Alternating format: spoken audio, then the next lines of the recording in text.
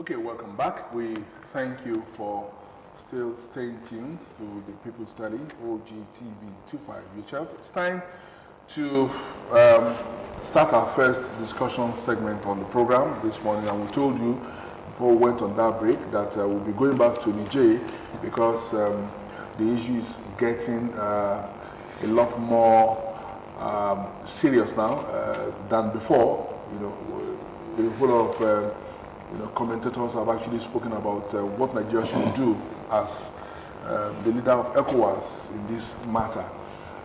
We are looking at developments over Niger Republic and the ECOWAS face-off. Don't forget that our president, Bola Tinubu, is the chairman of ECOWAS, and so he's truly under a lot of pressure now as far as whether to use diplomacy or force in getting the matter in Niger settled. We have joining us this morning a political affairs analyst who lectures at Abeokuta Polytechnic here in Abeokuta, Dr. Abeokuta joining us this morning. Dr. Abeokuta, good morning. Yeah, good morning. Thank you for having me. Thank you so much for joining us. We're also going to be joined virtually, by Ademola Adeusi. He's a boundary and border expert. When he comes on, we will be launching him. But first, we'll be taking on Dr. Abeokuta.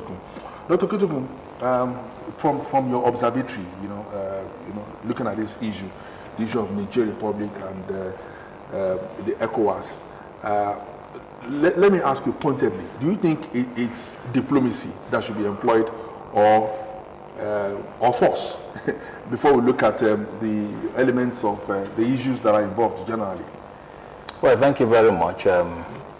In interstate relations, the first thing to do when something of this nature occurs is to explore the option of diplomacy. And in exploring the option of diplomacy, that should be the main concern, because the use of force has its implication. It comes with many ramifications. It's going to be collateral damage. People are going to lose their lives. You are going to destroy the economy and the social structure of the place you are trying to protect and things like that. Then, of course, don't forget that the safety of the elected president, President Bazoum, is also very paramount to ECOWAS. So I believe largely that if we look at all this put together, I think diplomacy is the best option under the circumstance, because the use of force, as I've said, has so many drawbacks. It should be something that should be used as a very last resort, if it is necessary at all. And for me, when do you think force could be necessary? At what point? I've said if it is necessary. Yeah. In this scenario, I don't believe that the use of force is necessary and is going to resolve the issue. It's going to compound it, because if you look at the junta that is there, the junta seems to be the coup, as it were. On the face of it, seems to be a popular one. At least we have seen images of popular support for that coup by the citizens of Niger. And don't forget that you also have Mali, you also have Burkina Faso. Burkina Faso. Also under military rule, and they have also pledged support for that military junta in Niger. Not only that, the Russian Wagner group has also joined the fray and is also backing the coupists, as it were. So the use of force is not going to be a walk in the park. It's going to be a very serious one. Now, coming to Nigeria championing the use of force, there are implications for that also. And one of these implications is the cost of going on that expenditure. gone are those days when Nigeria was so buoyant that we could intervene. We intervened in Liberia. We intervened under our leadership, ECOWAS. We intervened in Sierra Leone. We also intervened in the Gambia when Yahya Jammeh was not going to leave after he lost an election, and so on and so forth. But those were the days when our economy is still very buoyant. Today, our economy is not that buoyant. And if you look at ECOWAS the way it is, many of the countries in ECOWAS are also very poor. They don't have that financial capacity to go on that expedition. Now, the one thing that has always happened in the past is that Nigeria has always almost single-handedly handled the financial implication of going on that kind of expedition. Today, Nigeria is not in that position. We have just removed subsidy because we said subsidy is biting, is not good for our economy. Now, if you now save some money from subsidy, are you going to plow it in another country, ostensibly using that same money that we say is scarce in Nigeria to go on that kind of export? So I believe that for now, diplomacy is the best option. And we cannot have enough of diplomacy, enough of consultation, enough of discussion. The idea of giving military juntas, let me say this also, ultimatum doesn't work. Military people don't work with ultimatum. So the ultimatum given by ECOWAS, as it were, is also something that has compounded the problem. And if you look at what has been on ground, we have sent the ECOWAS has sent the Chadian president, who incidentally is also a military, who transformed into a civilian. And we know the circumstances of his own coming to power as well. So it's an irony that he was the one that was first sent by ECOWAS. Secondly, we have also sent Ambassador Kingibe down there. It didn't work. We have also sent General Abdul Salam and the Sultan of Sokoto there. It didn't work. And that goes to tell you that the military junta in Niger is comfortable. And the only thing we can do under the circumstance is to just seek the ECOWAS, as it were, release of that president peacefully, and allow things to pan out on it. So, because the way I see it, that military junta is not going to go. Okay, Tony. Yeah, I want to ask him on something. Yeah. The Niger Republic have closed up their airspace. Yes. And they've rejected offers of diplomacy in the last 7 days. Yeah. Is it not an indication that they are ready for the worst? Spoiling for war. Yes. Well, they definitely are also preparing. It's a signal that has been sent out by ECOWAS. You don't send that kind of signal that, look, we give you 7 days.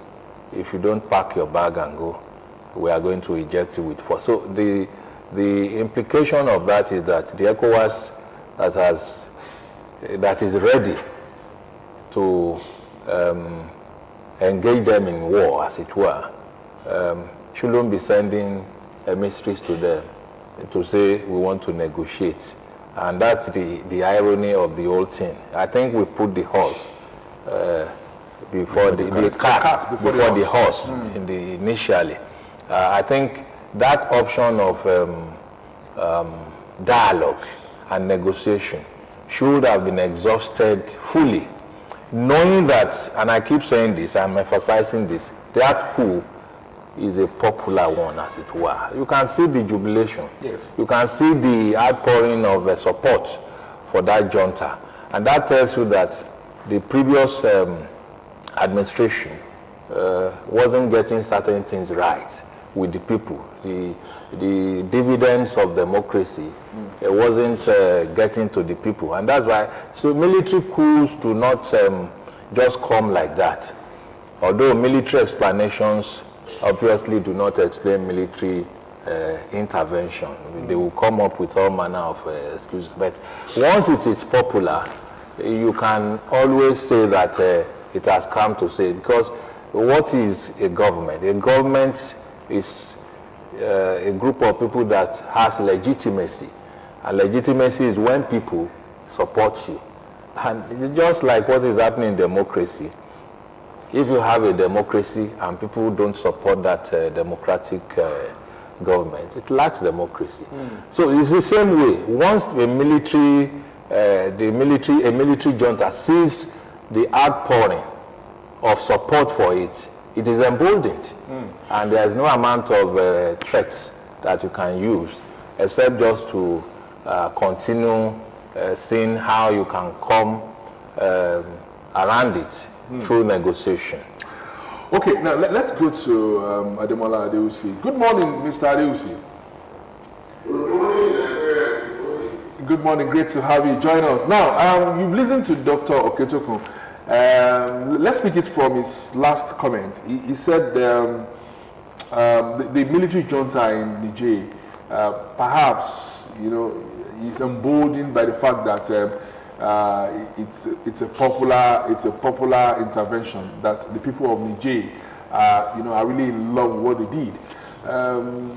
Do you think this is enough for them to be recalcitrant and say, "Oh, we're not going to shift ground"? Okay, one of the things we must first understand is the fact that Nigeria is just following a trend that is started in a lot of Franco-African countries.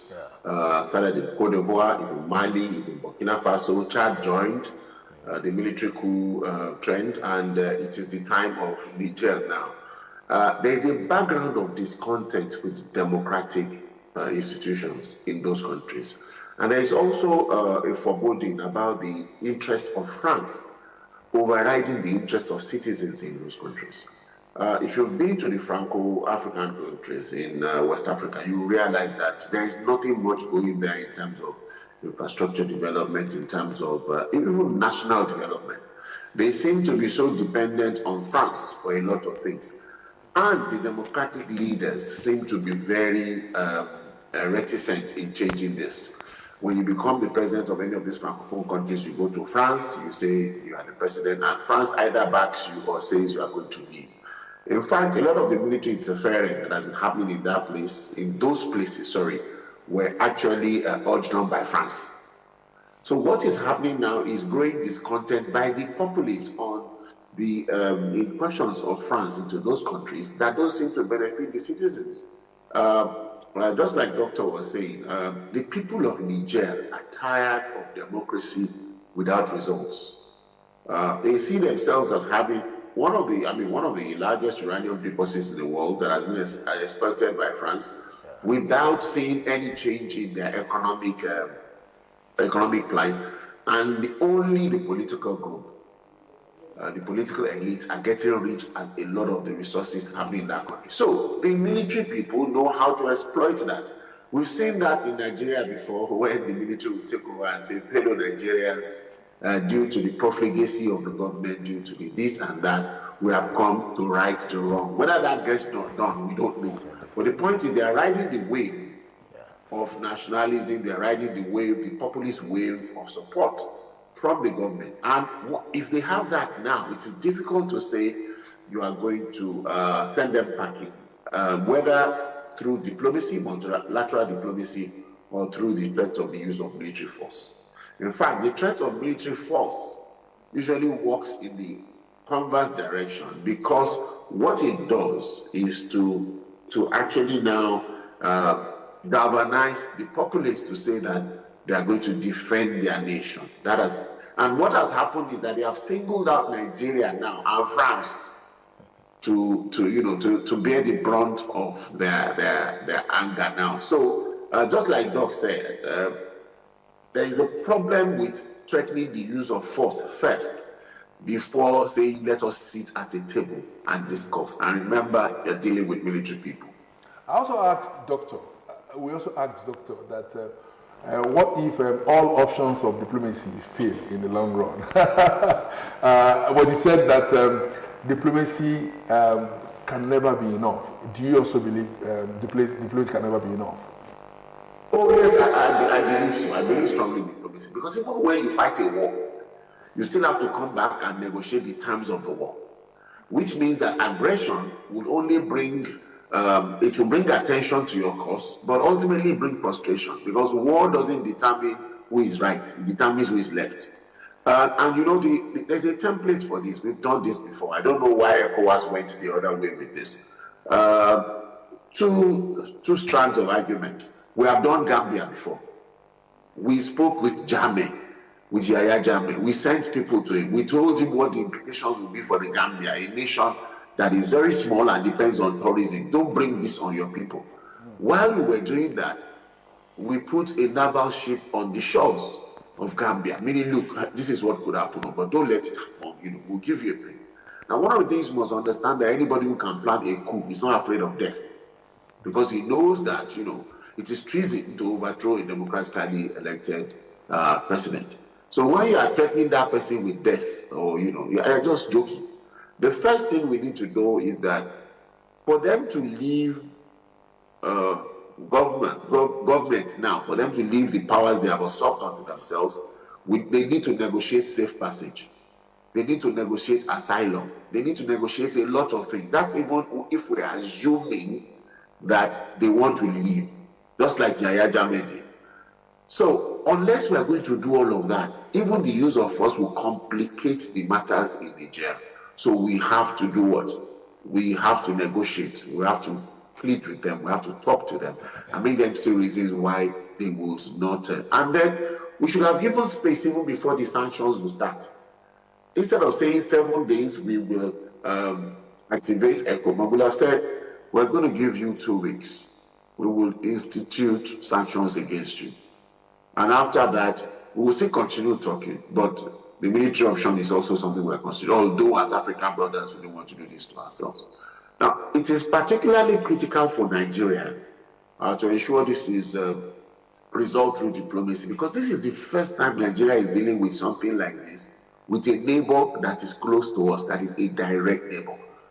We have done things like this in Liberia, we have done things like this in Sierra Leone, we have intervened in Cote d'Ivoire, we have intervened in Gambia, but this is a neighbor, our largest neighbor actually, in terms of you know, the length of our borders. We have 1,600 kilometers of border with Nigeria. Exactly. In the north, the northern senators are particularly opposed to this. You know, well, I was actually going to raise that until it came from you. The northern senators are particularly opposed to it because they are the closest to the Niger Republic. I mean, how do you rationalize this?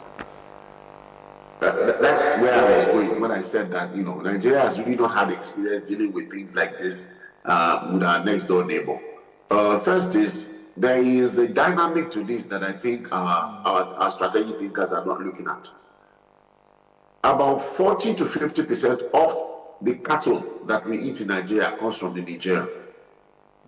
A lot of our beans comes from the Niger.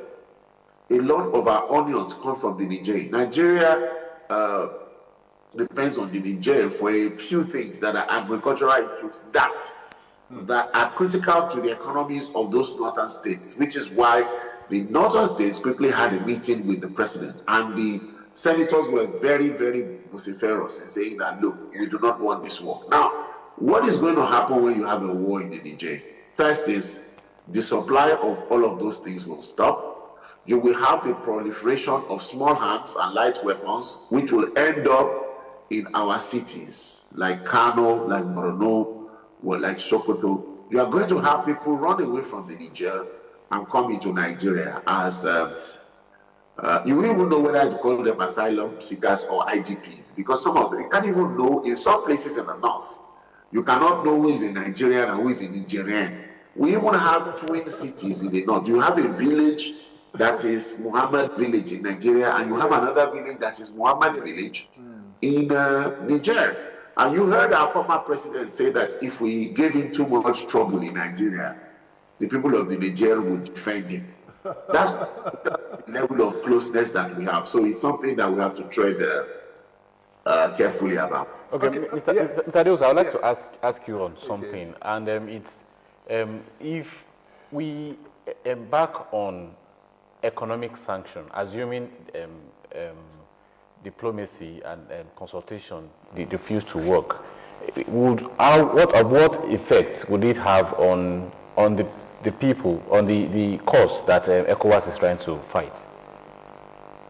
Okay, first is, anytime I hear of sanctions, and what comes to my mind as an international relations person is what level of sanctions. And if you impose sanctions on a nation, how granular is that sanction? Will the sanctions affect only the political class, or will the sanctions affect the people? If those sanctions affect the people, in fact, what happens on the long run is that the people are actually now nationalistic. It depends on the communicative power of the government in power. What I know the military will do is to weaponize the weapons. Weaponize the sanctions, and then communicate it as, you know, they're letting us suffer now just because of you. Now, the economic sanctions, I can tell you, will mostly affect the people. It will not help the cause of diplomacy. It will be used by the military junta to tell the people that, you see, all this suffering is coming because we want to liberate you. Now, there are ways of exerting pressure on the Niger. It is a landlocked country. They depend on its neighbors, Nigeria and the Benin Republic, for a lot of goods coming in. The Nigerian customs has already gotten a memo from the president saying any good in transit that is going to Niger should be stopped. I think that we should be smart about that, to say that any goods, that any luxury or any military goods going to Niger should be stopped. But goods that are for the good of the people, food and all of that, should not be stopped. That's what I think. So the issue is, we must be smart, because we have seen that if you look at Russia and Ukraine, the Western countries said they were going to, institute sanctions against Russia. I have not seen how those sanctions have impacted the course of the war between Ukraine and Russia. When you tell somebody that you are going to institute a travel ban, that's if he wants to come to your country. If he's the leader of the country and he doesn't want to leave, he will still continue to rule that country without coming to that country from which he's banned. So I think the issue of economic sanctions should be selective and not a blanket economic action. But because if you do that, the military would quickly use that and tell the people, see, in fact, they've already, if you look at, I've been watching a lot of clips where they're already saying that Nigeria has joined France as the enemy of Niger, and I think the propaganda war has already started. Okay, Mr. Adeokuta, we'll come back to you. Stay for a while. We'll come back to you. Let's come back to Dr. Okechukwu. Yeah. I think this also implies that the Tinubu, as the leader of ECOWAS, and ECOWAS itself, will have to, watch it. When the situation becomes something like this. I think they've also shown some, adamant. I mean, if you look at the body language of Tinubu, last week he sent a letter to the Senate asking for the approval, to, launch a military onslaught and all this. But in the face of the analysis of yours and of Mr. Adeokuta, does it not imply that they just have to tarry a while on this matter? Well, thank you very much. There's no doubt that our president, who is the chairman of ECOWAS, will have to take a deep introspection about the whole issue of the coup in Niger, because I think what happened was that he wasn't advised very rightly from the beginning, and I think he jumped into the fray. He has just been appointed as the chairman of ECOWAS. Yeah. And the first crisis that confronted that body in the sub-region was the Niger coup. So in order to show leadership and to show that he is worthy of the chairmanship, I think that's what made him to lose guard in quotes. Otherwise, there are things that should be done. Because talking about going to a military operation in another country is something that should have been discussed exhaustively, especially in cabinet. And don't forget that we do not have a cabinet in place for now. And you see, it's not a tea party when you want to embark on that kind of something. So our president needs, and I think from the feelers he's getting now, I think he's also wiser now on that issue. Look at the Senate. For all you care, we had all thought that that Senate would be a rubber stamp, in quotes. But if the Senate of the Federal Republic that we know are people by Tinubu's men and women, is saying, look, we don't want war. It tells you something. Even the northern governors, they are not interested in war. Because war has so many ramifications. Is it not because of their closeness to Niger that is the issue now? It is. And you see, the North especially is facing insecurity, the Northeast. And these are the people that share boundary with Niger. Now, if you have a war going on, just as my colleague said on the other side, you are going to have proliferation of small arms and light weapons in that area more than ever before. And that will compound the security situation. We are fighting insurgency, we are fighting Boko Haram, and we have been doing that in conjunction with Niger and some of our neighboring countries. Now, having a hostile neighbor as Niger now, that fight will suffer a big setback.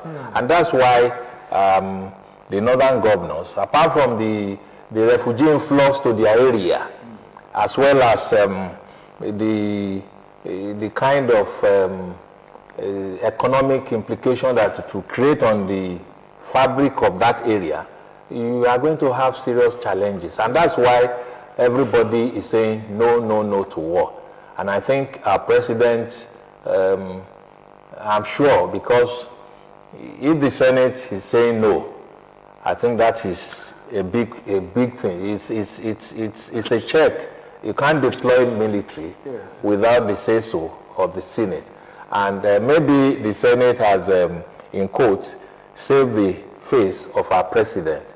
Because the president can now say, I want to go with you, ECOWAS, but I have to seek the permission of the Senate. But my Senate, they are saying no. Which is superior? What? ECOWAS or is no, or Nigerian Senate? Look, no. This is not about This is not about ECOWAS. Yes.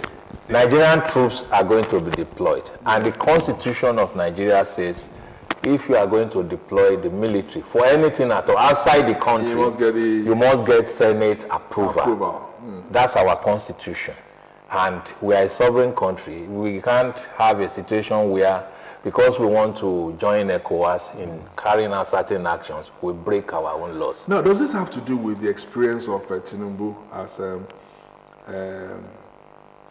a manager of a nation like this? Or it's about the challenge, the burden that is always on the shoulders of anybody who is the president of Nigeria at any point in time? Well, it's both. When you are in the saddle as president of a big nation as Nigeria, it takes its toll on you. There are centrifugal and centripetal forces coming and just saying their thing, and they want action and things like that. So a president must be very introspective, must be very wary of people who will always come to because some of these people that advise the president, they have their own agenda as well. And some of them want to profit in situations. So it behoves on the president to now step back and digest all this advice that has been given, and then seek the best way out. And I think in this way, President Bola Ahmed Tinubu has enough problem within Nigeria. Yes.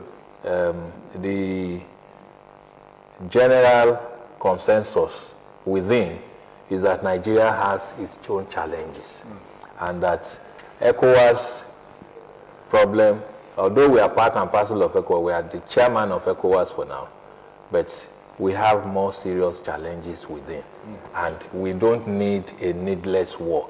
You don't want to have a hostile neighbor as Niger in the fight against insurgency and insecurity in the northeast and in some places in the north.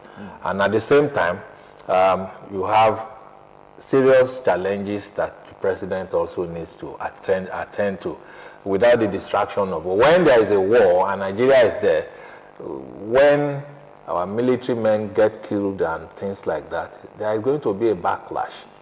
And people will say, did we not tell you? So we need to be very wary of fifth columnists who will say, let's go to war. War is not the solution. All right, Dr. Tokun, I taking Chad as a case study. Yeah. Knowing the fact that with the footage we've seen, images we've seen, the people of Niger are in support of this military coup. Yeah. Why don't you think ECOWAS can bring to the table what they brought to the table in Chad, saying, okay, we release this person in custody, legitimize your government by going through the plan for democracy and switch to... Well, is that an option? Yes, that's a very big option. I think one of the problems that this present scenario is bringing out is, if you like, this double standard that goes on in ECOWAS. We have had military coups in Mali. We have had in Burkina Faso. These ECOWAS people were there. They didn't do anything other than to condemn. You understand? Because that's a standard thing for now. ECOWAS will condemn. But if you allow those ones to stay, what is different in this one? Some people have said that probably, and I stand to be corrected, probably why this present government is trying to push for military option is because, and this is my opinion, is because of our former head of state who regards Niger as a second home. And that if you look at some of the investments, some of the infrastructural development that Nigeria embarked upon during that regime, during that administration for 8 years, they were all, many of those things were channeled to get to Maradi in Niger, and so on and so forth. Maradi is like the outpost of Niger to Nigeria. So the rail system, the road system, and all those kind of things. And that's why there is this rush to pressurize the junta from leaving, because those investments, those infrastructural facilities need to be protected as it were. But more than that, I believe that ECOWAS, rather than say, we don't want you, junta, should adopt, as we have said, the option that they did, that they have done in some other countries. Okay, we know you are there, but democracy is paramount to us. Put in place a transition program, probably in the next 6 months. You can even give a timeline for that, and that will be acceptable, to be fair, because at the end of the day, really, it is the military head that will also transmute. So it favors them, it suits them. Exactly. It suits them when you give them that kind of option. But to say that the military should leave is not something that... Okay, let's go back to Mr. Adewusi now. Now, let's also take it from where Dr. Ketukun left it from the question of today. Now, what do you think will be going on in the mind of Bazoum now? Former president. The former president who is in detention. Now, if options like, okay, the military junta should be allowed to do transition and all that, it means that in the long run for Bazoum, you have to, forfeit that office and move on with his life. I think that the game is over for Bazoum. Yes. And, I say that because if your regime, if your government was popular, we should have been seeing the people of Niger protesting and saying that they don't want the military in power. And because we are not seeing that, we're seeing the opposite now, we can safely assume that you have not been able to deliver on the democracy to the people. We're talking about only 22 million people in Niger. Forget the land mass, they are very big in terms of land mass, but only 22 million people.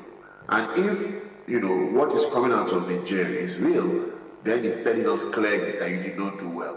Now, ECOWAS itself is already suffering a schism in its own agenda now, because the chiefs of defense in the ECOWAS countries met on Friday, and those of Mali, Burkina Faso were not in attendance, meaning that even this military incursion into the Niger that we're talking about will not pass the test of popularity amongst ECOWAS heads of government and ECOWAS, because just like Doctor was saying, when coupists have to sit at the table to determine the fate of another coupist, who do you think they will side? You have seen Burkina Faso come out strongly and say that they're going to support the Niger militarily if anybody attacks the Niger.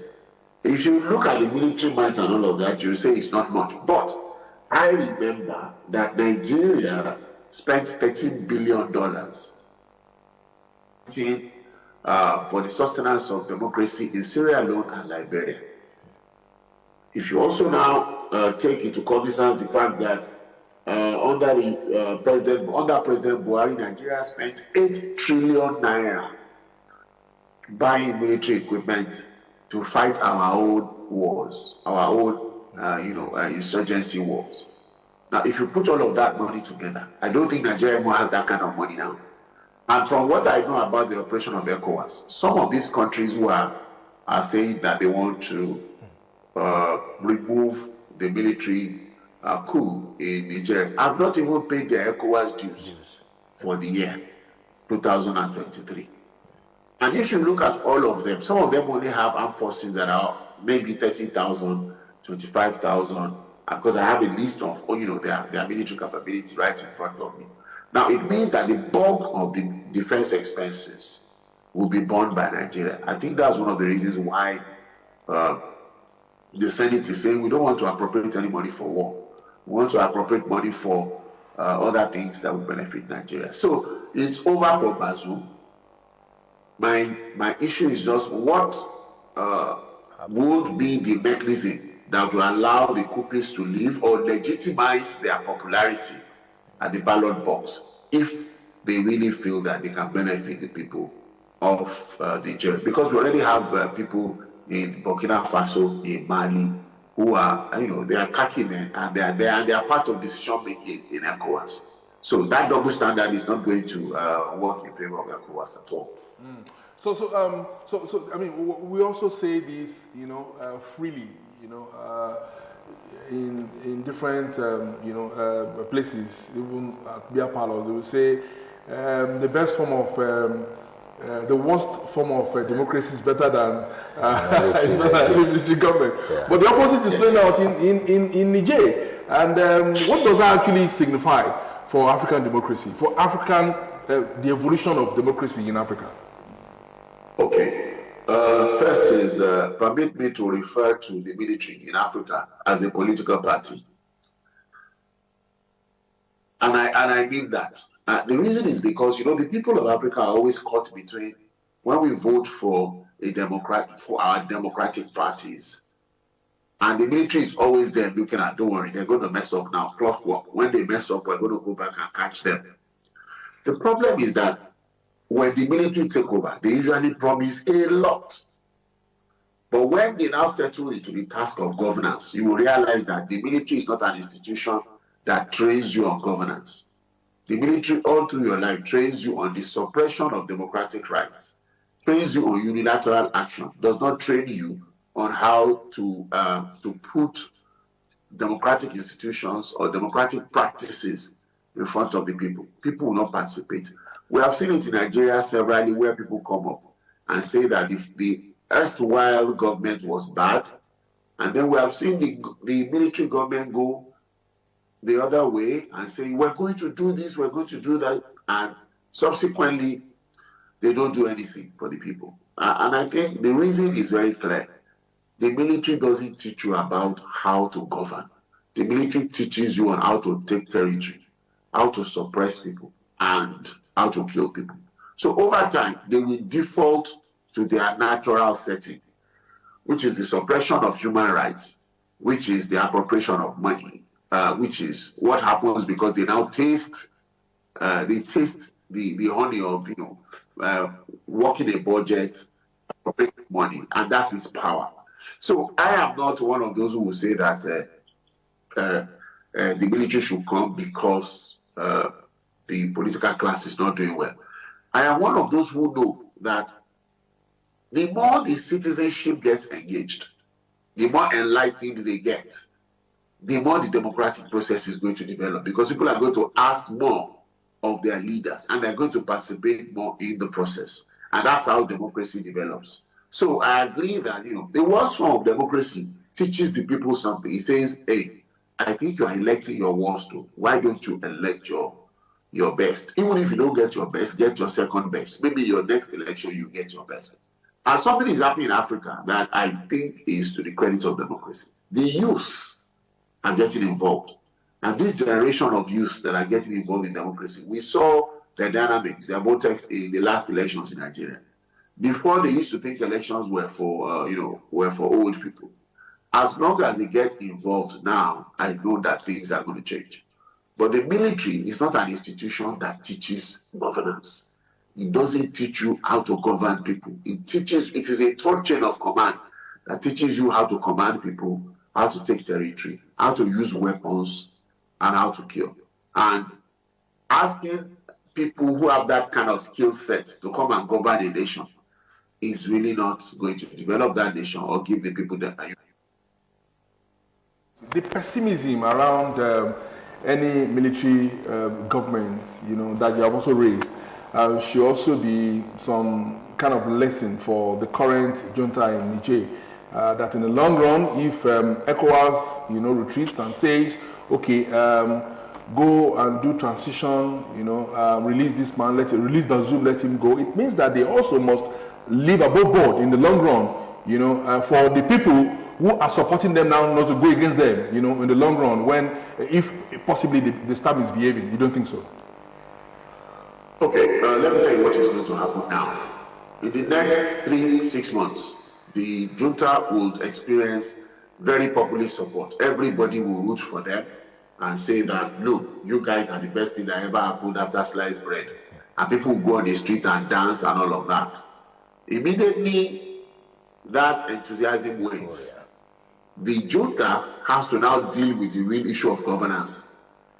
They now have to provide health care, they have to provide education, they have to provide food. What usually happens when the military is not prepared for governance is that they resort to unilateral actions. They will not recourse to the National Assembly or any democratic institution, and they are going to take the wrong steps. Once they take the wrong steps, and the people of Niger start to protest and say, look, you guys are now doing what you said the democratically elected president was doing. There will be dissent. It is a cycle that happens all the time. Once there is dissent, the military will then go back to its default setting. Will arrest people, they will detain people, some people might get killed, and the people of Nigeria are now going to say, this wasn't what you promised us. You promised us freedom, you promised us economic liberation. At that point, that is when that government will be ripe for taking out, either through a democratic process or through military incursion. We must thank you so much, Ademola Adeosi, border and boundary expert, for joining us. It's always exciting getting your inputs. Thank you so much for your contributions on this topic this morning. Thank you so much. You're welcome. Thank you so much. Okay, we'll be rounding things up with Dr. Oketoku. Now, the lessons, some people have actually said that this kind of a thing cannot happen in Nigeria because of our size. Nigeria is just 22 million. Nigeria is 250 million or more. But what are the lessons for African leaders, you know?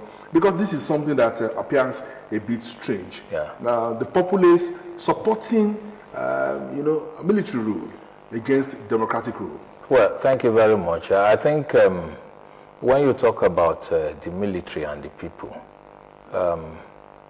supporting the military, one of the problems that we have had in Africa is that what you call dividends of democracy, good governance, has not taken its root. Leaders are too far away from the people. When they get to power, they begin to come up with policies that alienate the people and worsen their plight. And this is why when the military take over, even though knowledgeable people know that that military is not going to be better off, initially you see some kind of popular support for that kind of military. And this is very instructive for leaders in Africa. There are so many frameworks for good governance here and there, even in the ECOWAS protocol, framework for governance, democracy, and rule of law. This is there. And if you look at that framework, that protocol, there are very fine things that these leaders should look at and then use it to tidy up their economies and better the lot of their people. We have seen military regimes in Nigeria who, and I've said it, military explanation do not explain military intervention.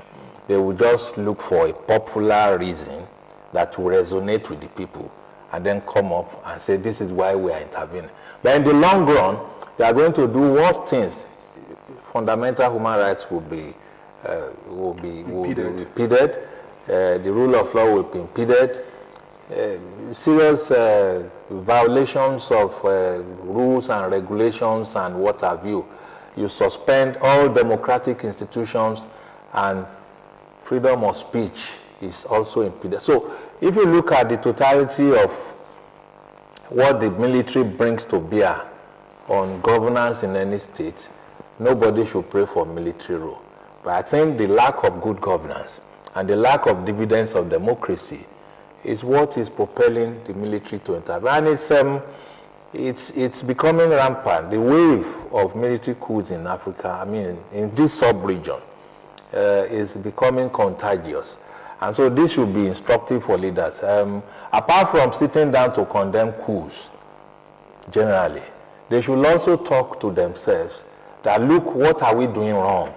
They should lock themselves up in a room and say, look, let us talk to ourselves. Why would a military junta be popular, whereas a civilian regime that is supposed to be pro-people is thrown out? And that is when they are going to get out of this kind of situation. It is not enough for them to just say, oh, we don't want military because military is not fashionable, it suppresses human rights, it denies people of this and that and things like that. Whereas what they are doing when they get to power themselves or when they are in office, it does not resonate with the people in terms of good governance and things like that. So the antidote for against coup is good governance. Effective participation of the people in governance, inclusiveness, and things like that. Now, there is no military gauges the mood of the people before it intervenes. There is no military that has the guts to overthrow a popular civilian democracy. No, they know it is suicide. Because the people, the moment that happens, the people will come out to say no. And it's going to be very spontaneous. But when you have these leaders doing their own thing without minding what happens to the people are in abject poverty, and they see their leaders living ostentatious lifestyles, not caring for their needs and things like that. That's when military coups succeed. And we have seen practical examples of that all over. So let our leaders sit down, reflect on what is happening, and then begin to do things. We know that the economic situation is not easy for any of these West Africans, but the little they earn, in terms of the little resources they have, let them use it to better the lot of the people. And I'm sure that the military will never venture into government. But when you have the obverse of that, that's when you have some of the things we have. Well, I think the Niger issue is an open-ended one. I think it's like they say in drama, act one, scene something. It's still evolving. It's still evolving, and certainly here on OGTV we'll continue to discuss it, and we'll bring in relevant, appropriate people to discuss it. Just like we've had Ademola Adewusi, border boundary expert this morning. Thank you so much once more if you're still watching us. Thank you so much. And Dr. Oliko Okotoku, brilliant political affairs analyst, has also been here, discussing this matter. Thank you so much too. My pleasure. My pleasure. We'll take this break. When we return, we shall be having another discussion on the program New Dawn on OGTV. Stay with us.